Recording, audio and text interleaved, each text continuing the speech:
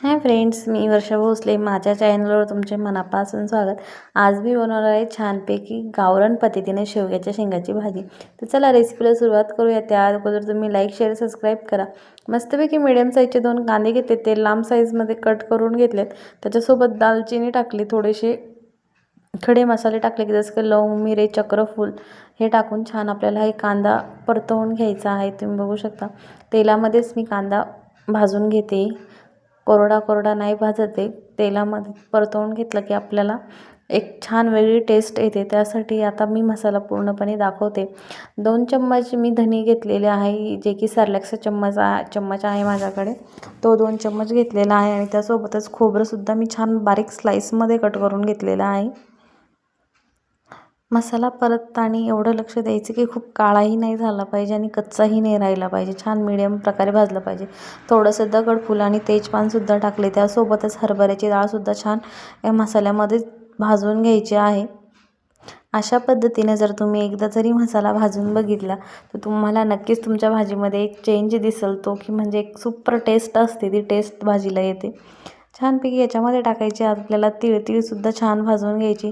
तीळ तेलात त्याच्यासाठी भाजायची का ती कोरडी भाजायला लागली का ती खूप जास्त उडते आणि ती तेलात जर टाकली तर ती उडत नाही आणि व्यवस्थित काढून घ्यायची. तुम्ही झाऱ्याच्या साहाय्याने किंवा छोट्या मोठ्या चमच्याच्या साहाय्याने पूर्ण तीळ काढून घ्यायची तेलातून आणि छानपैकी फोडणीसुद्धा तयार केली. मी मस्त लसूण जिरं टाकलं, शेवग्याच्या शेंगा छान सोलून घेतल्या, बारीक कट करून घेतल्या, त्याची फोडणीसुद्धा दिली आहे आणि शेंगा मी झाकण न ठेवताच वाफ देऊन घेतली आणि शेंगांचं जे पाणी होतं ते आटल्यानंतर मी यात पुन्हा थोडंसं तेल टाकलं.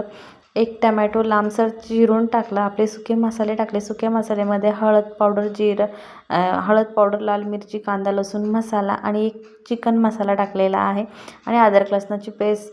हे सगळं तेल सुटेपर्यंत मी परतवून घेतलेले. तुम्ही बघू शकता एकदम झक्कास अशी भाजी दिसते आपली. पूर्ण तयार झाली नाही, तुम्ही बघू शकता. मस्त तेल सुटलं आणि जे की वाटण आपण मसाला तयार केला होता त्याचं वाटणसुद्धा ह्या स्टेजला टाकायचे.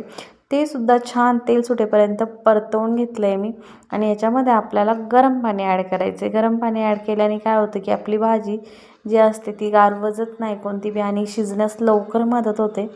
छानपैकी गरजेनुसार पाणी टाकलं. मस्तपैकी कोथिंबीर भुरभुरली वरतून आणि गरम पाण्यामुळं भाजी ते 10 ते 15 मिनटात आपली शेवग्याची शेंग शिजून तयार झाली. तुम्ही बघू शकता मस्त तर्रीदार शेवग्याची शेंगाची भाजी तयार झाली. या खायला आणि चॅनलला लाईक शेअर सबस्क्राईब केल्याशिवाय जायचं नाही बरं का.